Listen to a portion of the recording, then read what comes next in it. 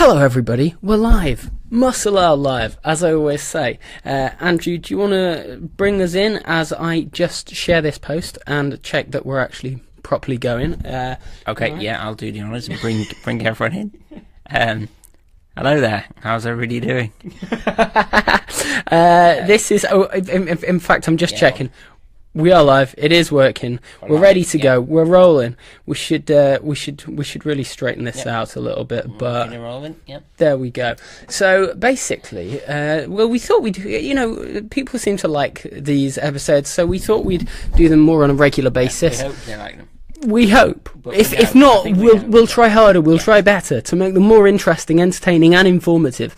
But we thought we'd do, regular kind of disability anecdotes that we usually do, talking about DMD, other types of muscular dystrophy, and whatever else, and also be a good way to kind of bring to you updates on Muscle Owl as to how the things that have been going out through the week. So as you'll have seen last week, we rounded off the Go Orange stuff because we were wearing orange last week, we rounded that off with a good kind of roundup video. So yeah, there's loads to come in a week ahead, but we'll tell you more on that later. I've drawn up a list of some of the anecdotes of note from this week, and I few of them. Yeah. I thought it would be good to start off with that last night you were at a disability performance, but it's not a disability performance, it's just a performance, but the actors and actresses disabled. Yeah, so don't know. What was it? How was it? What was it like? It was called the House of Bernarda Alba at the Royal Exchange in Theatre in Manchester, and by Grey Eye Theatre Company. And yes, so tell us about Grey Eye Theatre Company. Have you ever seen anything done by them before? Who are they? What are they about? I've seen a production of Blood Wedding of theirs a few years ago. The Everyman Theatre in Liverpool. They're a disabled theatre company, and I think they're quite powerful. I didn't want to say inspirational because everyone sort of seems to say that. Really. So do they have all different sorts of disabilities? Do they use disability in their plays and theatre that they do, or is it just a side thing that they have a disability, or is it a bit of both? I think a bit of both, but it's kind of subtly interwoven. Subtly interwoven. I don't know if that's a word. It is a word. It is. Didn't know if that quite made sense. Subtly interweaving. Yeah. So you were out. Whereabouts in Manchester was it? It was in the Royal Exchange. The Royal Exchange. So no, it sounds really good. And what I liked was that the hot topic was that someone, one of the Grey Eye actresses, halfway through the show, sat down and she kind of took her leg off. But it was just kind of in passing. Was it in passing, or was it? Yeah, I mean, because she had a prosthetic leg. We should say she was making it known for us, obviously by us seeing it as well. And Andrew had an interesting perspective on this. Andrew said, "I don't think she should have done that. I don't think it was necessary." And I said, "Come on, disability pride, putting it out there, Andrew's like. Just putting it out there, and then they're showing off. No, I didn't mean to say that. I wasn't going to say that anyway. I just think sometimes, does it need to be done? That's all. Just a question there. And that is a question. I think this is where disability politics really comes into its own, because some people with a disability might think, oh, I'd like this to be shown in this way, and some people with a disability might think, I'd like to. Some people who don't even have a disability at all think they should have a say on it as well. Muscling in here. Just want to say something here. I'm going to a Q&A for the Grey Eye Theatre Company on Friday 17th of February. And by the way, Friday. It is, just in case you wanted to know that fact there. So yeah, that might be one of the questions that I could ask. So we'll get back to you. Should I ask? Yeah. Should he ask? I think he should. He should say, do you think, I think we could formulate a question here. I think he should say, how far, to what extent should disability be kind of thrown out there on display and should there be boundaries? I think variety is a good thing. So how far can you go, basically? How far can you go? But this is art. I don't think there is any limit. That's interesting. Not what you just said.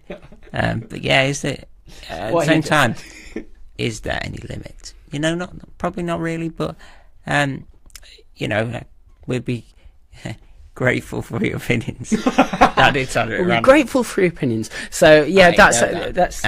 But the reason why I went to Grad, a great theatre company, but I'm doing a performance, a project, and ultimately will be a performance, about disability and the sort of attitudes towards disability and stuff like that, really. So that's why I went to see them. That's why I'm going to go into the Q&A and maybe film the artistic director Jenny Seeley in the next few weeks. So that will be interesting. Yeah, that sounds really good. So we'll have to, we'll keep asking you about that. Maybe on one of these we'll get one of your things up and show it, or maybe you can. We could do act live on a Muscle Hour Live. We'll see. Yeah. Thoughts on that? But that also the second topic on the list that sort of fills that. And I was going to say, how are things going on with Andy in your dramatic disability drama type? Yes, but I've already sort of chatted about it. You've covered it. But just anybody's opinions on disability and just what they think generally about it, and that's what I'm hoping to find out during the next coming months with my project. And just need to come up with some sort of performance as well. That's good. He's using this as a focus group, sounding board. Tell him what you think. That'd be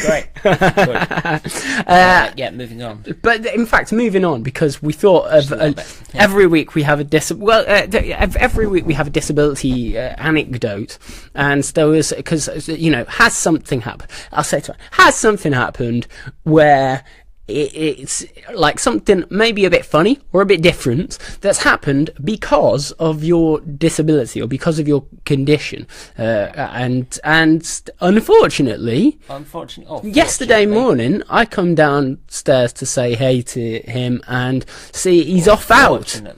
Fortunately, because now you can think of the story. It was very fortunate because now we can talk about it. The Royal Exchange, and you I can't remember what your exact words were yesterday, but you said sort of where you're going. Are you going to the Royal Exchange? I was like, no, I'm going to the you put it down on a piece of paper, chiropodist. The chiropodist, but it's not a chiropodist. Podiatrist. Really. It's a podiatrist because they get very touchy about that, apparently. Just a word there. Podiatrist, that's it. Is there a difference between a chiropodist and a podiatrist? Question one on the story. Yeah, that's a question. Is that? No? Not really for me to answer. He didn't care. He just had his socks taken off. He was like, "Have a look at this. Tell me what's going on." Don't know where you've been really recently, but there you are. That's not a podiatrist or chiropodist. Oh, is it? They look at your feet. It was someone who looked at your feet. It was, but that does sound quite random just on its own. Then that's all I was sort of saying. Off I went, and so why? Okay, in fact, we don't want to get too into the details, but what I thought was that this would be interesting to sort of say, because obviously, if you use a wheelchair, you don't go using your feet too often, so you don't go walking about your feet. So I think a lot of people would imagine that you don't really have too many problems with your feet, but you've started to have some of late, and you don't know whether it's but at the end of the day, if you don't move around, you're not doing much with your feet. You're not moving about anyway. So obviously things like that, pressure sores, ulcers can happen. Yeah, so I think you thought you had ulcers on your feet. It turns out it might be something else. It was a pressure sore. From probably from my splints, I think. But there was a side of my chair that wasn't quite protecting my legs. It might have been because of that as well. So these are added So it's things sort of that you multiple sort of issues. that So, arise. did she give any advice? How can other people out there, if they have Duchenne muscular dystrophy, or maybe they have a son or a brother with muscular dystrophy, how can they avoid getting pressure sores on their feet? Is there any advice she gave? Well, there's boots that you can have, like mine. Boots. Do you want to see his boots? I down here. think we can do this. Right, hang on. We'll just have a quick look at Andrew's boots. They're pretty impressive. Dun, dun, dun, dun, dun. Right, there we go. These are kind of quite stylish. I think they're pretty stylish, and they just kind of strap They on. were- They're yes, they're like, you know, those slippers you have when you're a kid or adult, but they're that are just got like kind of cushions that you strap They to your were feet. given to me by the Wolves sort of podiatry department, where I attend sometimes Nice. if I need to go, obviously. The Warrington Wolves. Yeah, The Warrington rugby Wolves. club. The rugby He's club. going to rugby. See, this is it. Only two types of people get help with their feet: the rugby players and Andrew. Yeah, so just exclusively me and the rugby It's an players. exclusive club. So yeah, that was what I thought was an I interesting. do sometimes wear 2 pairs of socks Oh, as well, really? so that can obviously help, especially in the cold, wintry months. Yeah, no, I can imagine. And sort of any time of the year, I suppose, with my condition. So yeah, Yeah, so definitely helps a lot. so wearing 2 pairs of socks is doable. That doesn't give you pressure sores. And what about at night? Do you still, at the age of 24 with Duchenne muscular dystrophy, do you still wear splints on a nightly basis? Not on a nightly basis. I wear it on the day, in the daytime, on the day. Not going on now. And no, I haven't. He's cheating. Pressure It's sores. the weekend. Oh, the pressure sores. Good excuse there. Not wear them for a few days. So that's see. what I'm doing at the minute. Yeah, Um, because we know younger people with DMD can get a bit annoyed with wearing Yeah, splints all the time. well, so. They can, and I understand that. But you can get different issues with the splints rubbing the legs and the feet. So it's it's not easy to get it right sometimes, but you just need to keep pushing, and you get there, get in the right direction. You'll get there. Keep pushing, and I think trying lots of different things, lots of different ways work. Different ways work for different people. So I think that's the thing. You don't have to wear them all day. It's about getting comfortable in the right position for a period of time. And say, for example, if I'm going out to the my university, I'd wear them If you're going out to the universe, 5 or 6. Yeah, university. Yeah, if I was wearing them 5 or 6 hours, maybe even more, that'll be fine as long as they're in a comfortable position. My feet and the splints aren't bothering me, which is hopefully yeah. more often than not. And yeah, so I think as you progressed, as you've developed, you've done different things at different times to suit your needs, really. But I think definitely splints did help it, and using your foot plates well. That's what it's about, really. Using my foot plates definitely have helped as well. If any of you have any questions on using foot plates or using splints or shoes or anything like that related to muscular dystrophy, not just kind of like Randomly, should I wear stiletto heels or boots, or we can't be giving fashion advice. That's not our style. But yeah, let us know and we'll answer them next time around, because this is something that we're going to keep doing now. But yeah, we thought we'd finish off with, and this is maybe sort of an extension topic that we can talk about loads more in coming months and weeks and years, however long, is things that sort of help you out. And I know that parents, when conditions progress, people get weaker, you lose muscle strength. It can often be a kind of a time when parents sort of feel a bit sad because they reflect on things that you used to be able to do or things that you can't do now. And oftentimes it's the buying of the things that help you out that they get sad about, or that because they represent that progression to the next level. But something that I think is, I always prefer to look at it at the other side, to think these things are beautiful because they help you continue to do the things that you otherwise wouldn't. So so one of the things that I saw one parent of a son who had DMD talk about in the week was the sadness over the first purchase of straws. Multicoloured, long, lengthy straws. So yeah, basically, what do straws do for you? What did he do for me? Are they not very good things? They are very good things. And I like to have a drink with them. Alcoholic, non-alcoholic as well. But this is the thing: these long bendy straws. So and you've got loads of different types. So that's the thing. I think obviously it represents the progression that your child or friend or whoever can't lift a mug to their lips anymore, and that's obviously a bit rather annoying. But I think it's about finding ways around it and appreciating those ways around it too, isn't it? Yeah, and finding the beauty in it. Finding the beauty in the bad things. There we go. Or not so good things. Or not so good things. Annoying things. But this is life.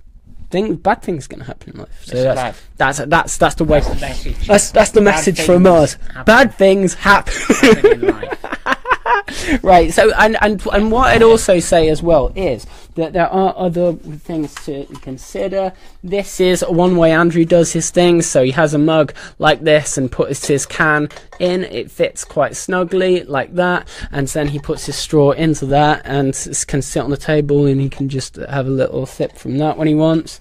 That's really good. And I remember when you were starting to still have a bit of strength in your arms and still, lifting cups and stuff, he would have these. These are really good for, to get very, very thin plastic. Lightweight plastic cups. That's a good one. Absolutely. And then there's even lighter still, these party ones. So these are...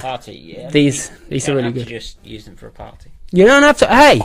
Hey, life's one big party when we're around, yeah? That's just what I wanted to say. That's all we wanted to say. And in fact, I think that is all we wanted to say for this episode. Because Super Bowl is on, and even though we're two Brits here, two British who really appreciate the good old soccer, we also do like the NFL. In fact, I've... Tampa Bay Buccaneers right there. Obviously not playing. Obviously, come on, it's Tampa. But no, I'm really. You've run out of straws. That's in our house with these packs, you never run out. And what I was going to say was our friend Michaela Hollywood. She has, because obviously this is another thing. If you use a wheelchair, you obviously take that. Oh, here we go. Look, see, Andrew takes the liberty of having a bag strapped to the back at all times, so he can carry all this stuff wherever he goes. And Michaela has loads of stuff, but she has a specific pocket in her bag that is just for straws, and there are like 1 million in them. So yeah, power of straws. The power of straws. The beauty of the straws. The beauty of the straws. Yes. So yeah, stuff like that. Lots of Muscle Owl coming up in the week. If you want to check it out, I'm going to be down in London on this Tuesday, all day actually. So talking to lots of different people. But I'll be at a meeting at the House of Lords on disability and work, and kind of talking about how we can get more people with disabilities into into the workplace, or give more opportunities. So hopefully I'll be doing some sort of live episode on that, probably some sort of Muscle Owl Talks episode to follow that. And we've actually got, I can announce it, the relaunch of the Muscle Owl podcast. The Muscle Owl audio podcast was something we started with in the early days. Myself, Michaela and Solomon. And it progressed to Muscle Owl Talks, and we thought that obviously we carry on Muscle Owl Talks, but we'd put those on the podcast as well, so that you can just listen if you're on the tube or anything. And who knows, maybe Andrew Duffy himself may join us on a podcast episode in the months ahead. No one knows. Nadine, thank you very much. She says, "Hi, good-looking gentleman." We were saying we're thinking of just rounding off the show now, because we were actually going to watch The Super Bowl. There's my Tampa Bay shirts. Right, there we go. We want Atlanta to win. Well, this is the thing, because we're allowed to talk about Super Bowl on it, because and we don't want to offend anyone as well, but because Tom Brady's won it so many times, and he's very perfect is Tom Brady in many ways. So we Matt Ryan's never won it, and it will be a bit of fun. It would be great if they won, but it would be great whoever wins. I'm sure it'll be a great match. Andrew was down for the NFL in London when Atlanta last played, and we both there. But I've been to I go to a lot of those games. But Andrew liked that game, that he got a connection with Atlanta. Then he says, connection. These are my words. This hour, I suppose that's not surprising. Nadine says, "Go Falcons." So yeah, there we go. Thanks for watching, everybody. Whoever wins, it'll be great. Cool hoist. Can you see the hoist in the background? Yeah, look, in fact, in one of these live episodes, we'll do you a tour of Andrew's room. But yeah, there we go. It tram lines all the way into Andrew's bathroom.